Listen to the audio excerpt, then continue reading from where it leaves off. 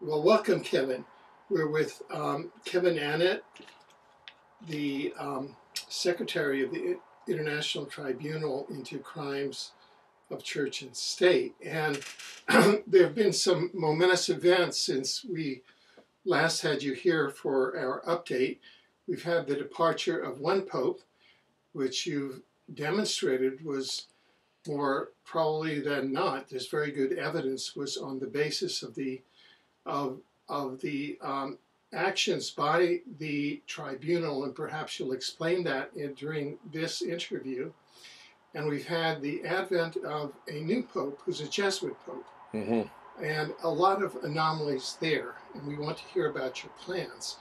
So why don't we start with the departure of the old pope and the role that the tribunal played in that?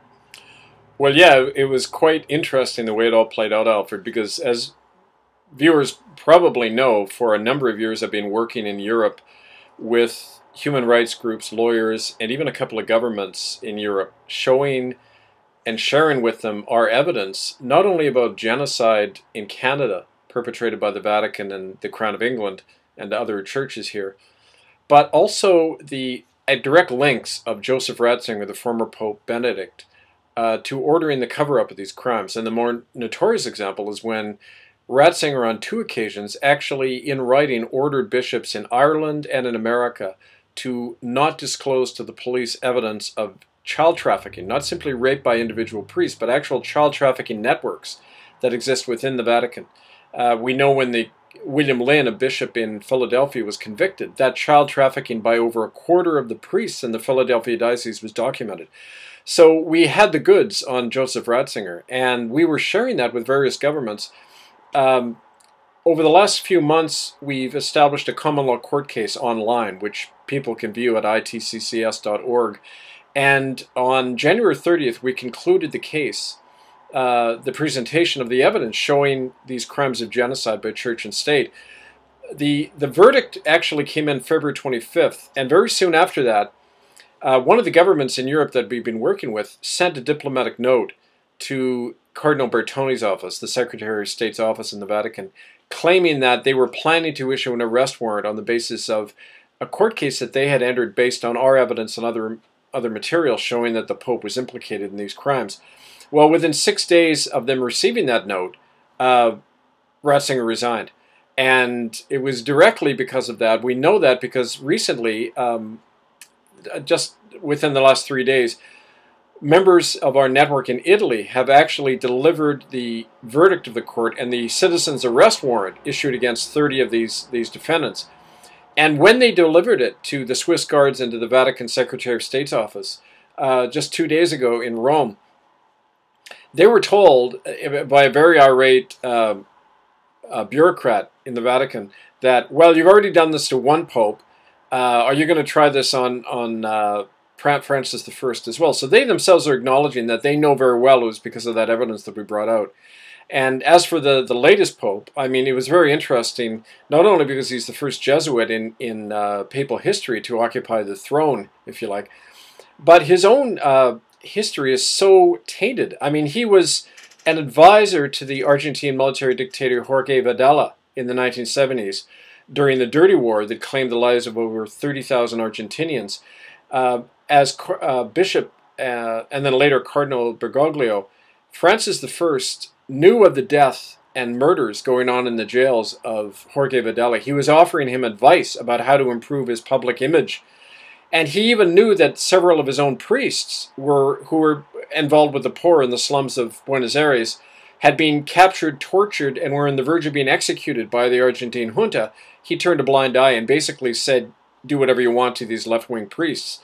Now, I mean, that, and as well as the fact that he was implicated directly in the kidnapping of the children of political prisoners and then trafficking them through the Catholic Church networks, as happened in Spain and many other countries. You know, all of this shows that this man is directly implicated in crimes against humanity. So a similar arrest warrant was issued for Pope Francis I by our court on March 12th. And so, you know, these are standing arrest warrants that are good for a year. And there have been numerous attempts to enforce these arrest warrants already, including in Canada. Right, right. So now these events have happened so rapidly.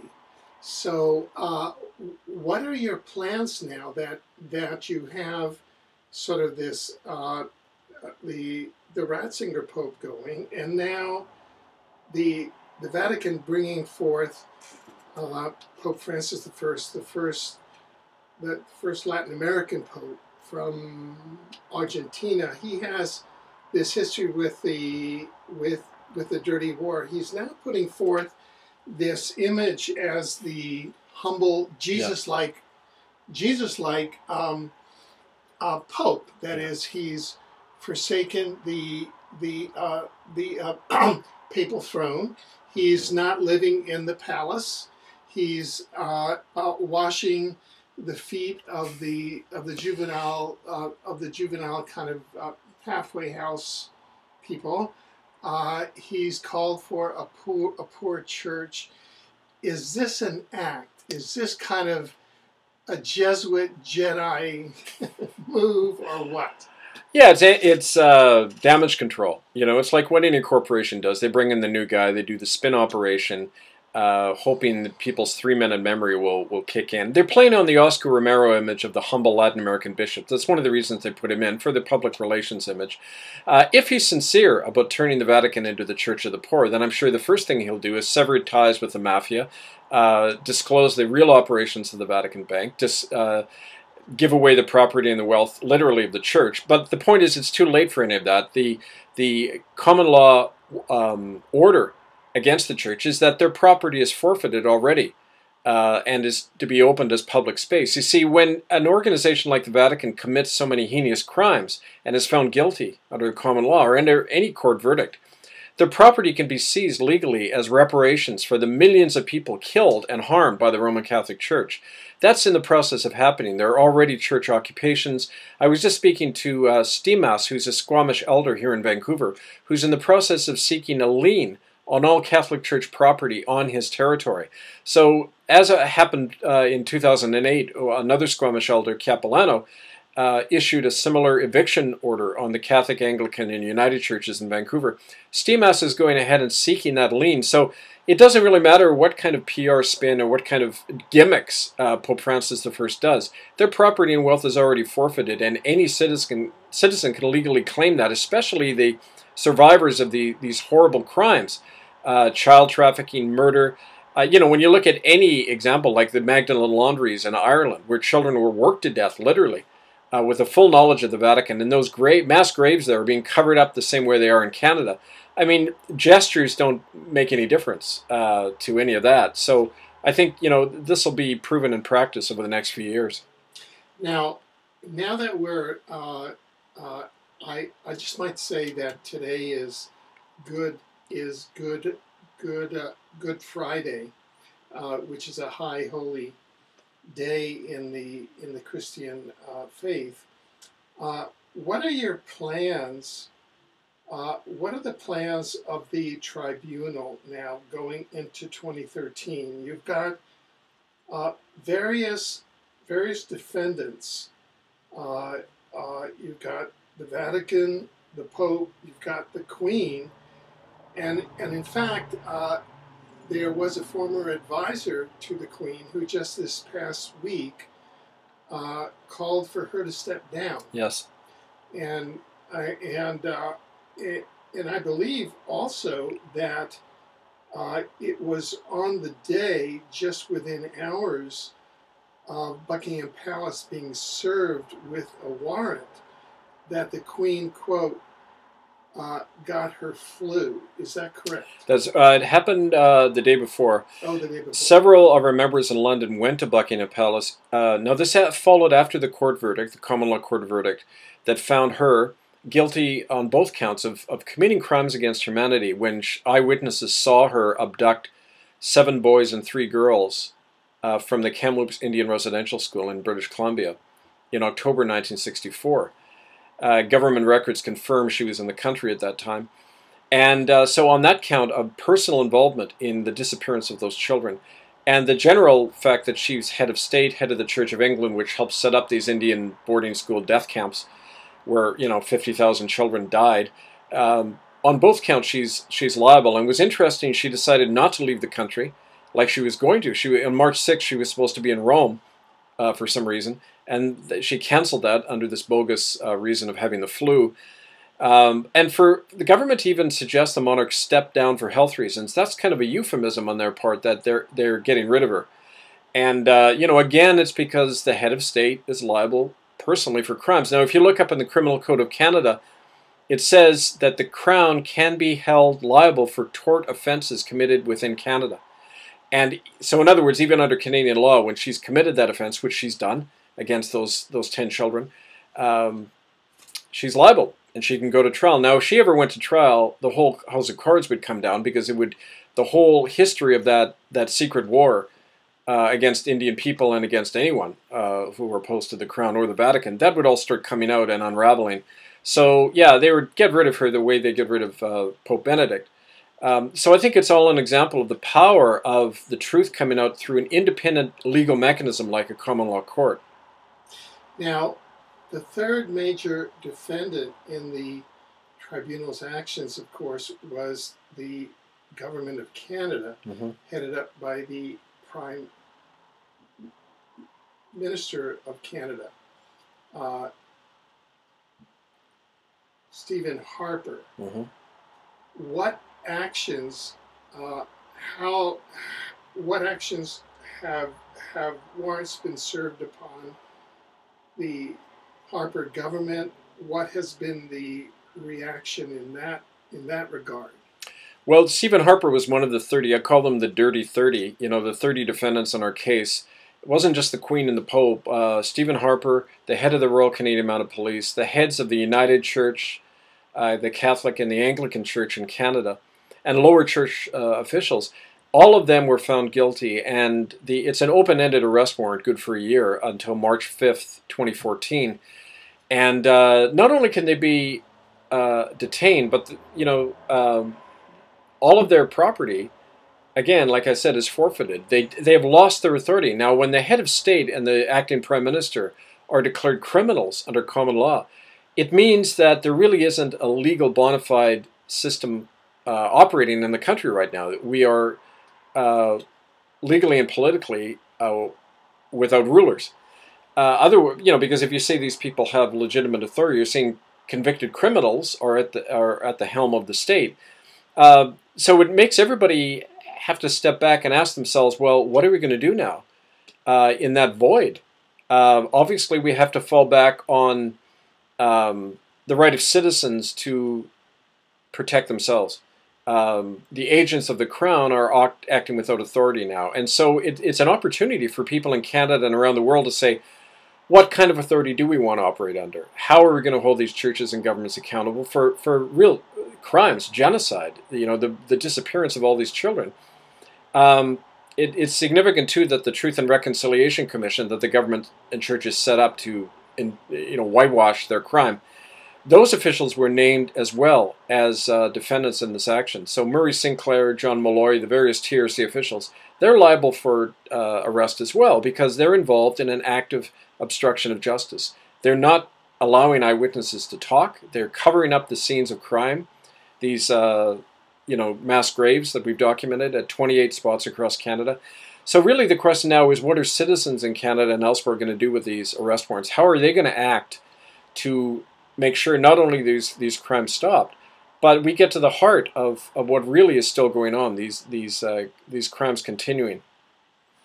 Right. So how do you see now that the warrants having been served, what do you see as the action steps in 2013 with regard to the Vatican and the Pope, with regard to the British Crown, and with regard to the Prime Minister and Government of Canada?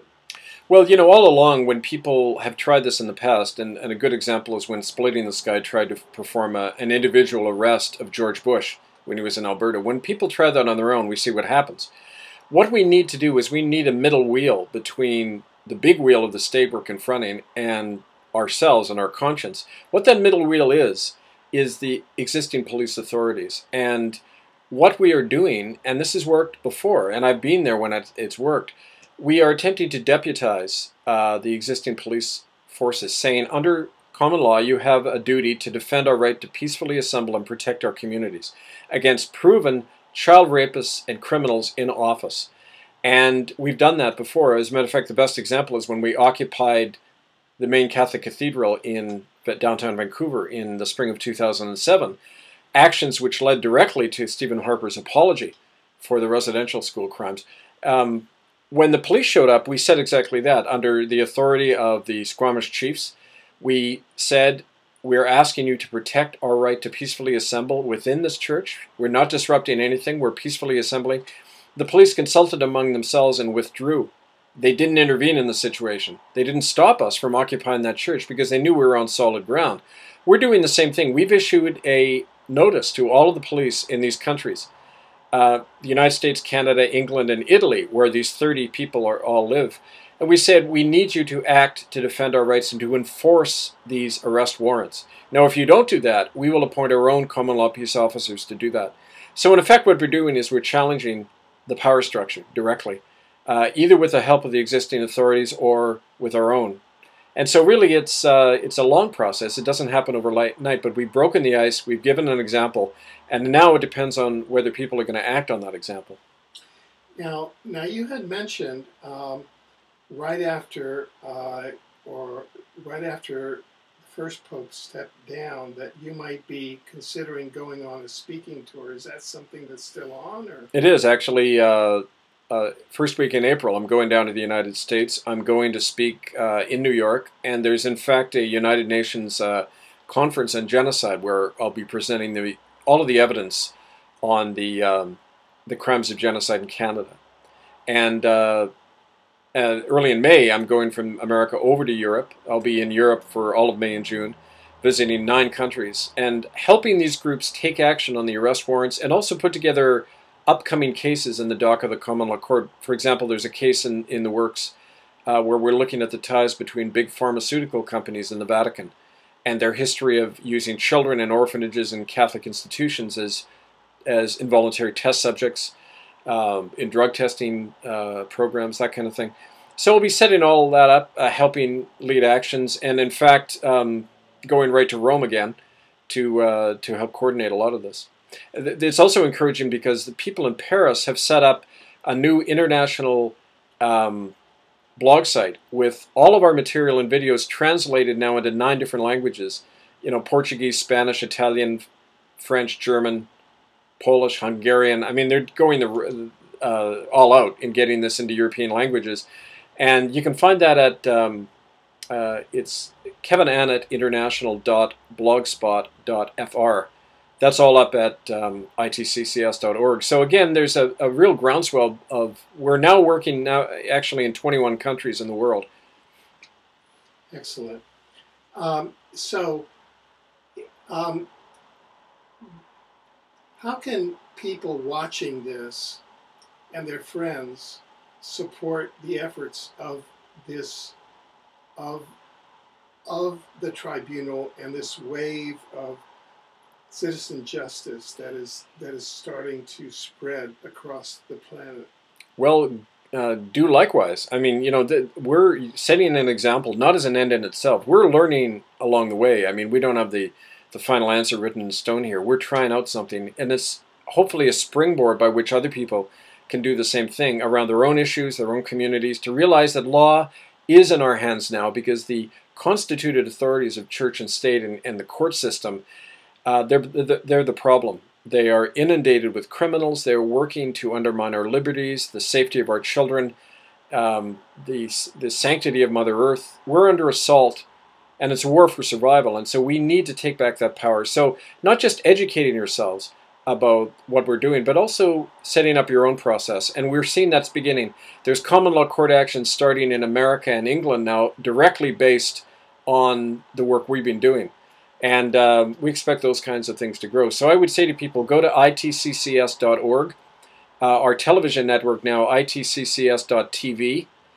And also, of course, the genocide in Canada is documented at hiddennolonger.com. Now, could you talk a bit about the common law court process that is starting up in America? This is kind of a new effort because we haven't heard about that before. Yeah, well, it's interesting in America because there's already that sense, unlike in Canada, people already have that sense that they have an unalienable right to protect their communities over and against the authorities. We are in touch with a number of sheriffs' coalitions in California and Texas, sheriffs who've taken an oath to protect the rights of the citizens if the government brings in their homeland security measures that are attacking the constitutional rights of Americans.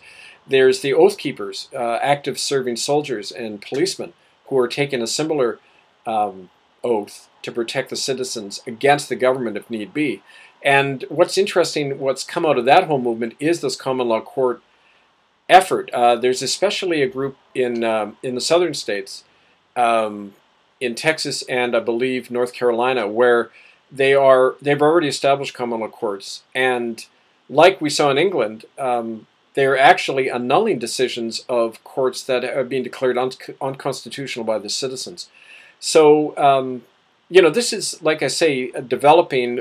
I'm still learning about a lot of this. How it's a different way they're going about it in America, but that's good. I mean, it's like in nature. The more diversity you get on this, the greater a chance of survival.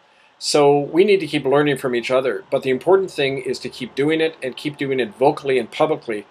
I know that a lot of the work we've already done is going to be an example for people.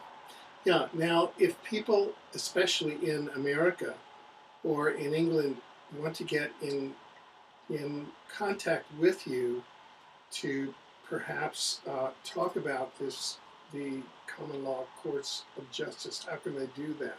Well, you can write to me, hiddenfromhistory1, like the number 1, hiddenfromhistory1@gmail.com. And after first week in April, I'll be on the road a lot, so that's the main way to reach me. But it's also through ITCCS Central. ITCCScentral@gmail.com is the main email site of the headquarters in Brussels of the tribunal. And I'll be spending a lot of my time in Europe, so especially groups that are based there or connected there, very important to be in touch with them because there's really too much now to describe. I mean, there's, to give you just a brief example, there was a bishop, a Catholic bishop in New York State actually, who decided to try to get the American bishops, and he's facing a prison term now for doing this. He actually went into a church in Albany, New York last week and began to speak to the parishioners there about the crimes of the Vatican and how American Catholics should consider disaffiliating from Rome. The Irish bishops are just having the same discussions. And this is phenomenal. This means that we're into another Reformation. There's going to be a split within the Church of Rome. And for doing that, he was accused of disrupting a church service. They've got him now under an arrest warrant. He doesn't want the details brought out yet until he can consult a lawyer. But this is an American bishop who's doing that, and it's an example of the wave of change that's starting all over. And so it's a very exciting time. And so I want to really urge people to strike now while the iron's hot, because when that kind of division is happening within the Catholic hierarchy, you know that there's real changes underfoot and real discontent. Excellent. Are there any final thoughts that you'd like to leave with our viewers? Well, I would just remind people too, maybe you don't need a reminder, that could be obvious to a lot of you, but this is a real spiritual battle we're engaged in. It's not ultimately about the obvious. I think we're engaged with principalities and powers that have been enslaving humanity for many centuries. And we are now at a point of spiritually breaking free and mentally breaking free of this control we've been under. The church has been one of the main means of that control, and now its mask is completely slipping. And that's why we get so much pro-church propaganda in the corporate media now. They're desperately trying to hold on to the fact that the institution is crumbling before our eyes. With that crumbling, there's going to be a great release. and a great liberation going on in the spirit of humanity. And this is now the time to stand forth and to take courage and to act, because there's many spirits and forces that are on our side. And I learned that the first time I did an exorcism at the Vatican, and the tornado hit the city the next morning. That was definitely a sign that there's greater powers at work than we even realize. So I would just say to people, now's the time to take heart, stand in the truth, in love and in light, and we can't fail. Thank you. Well,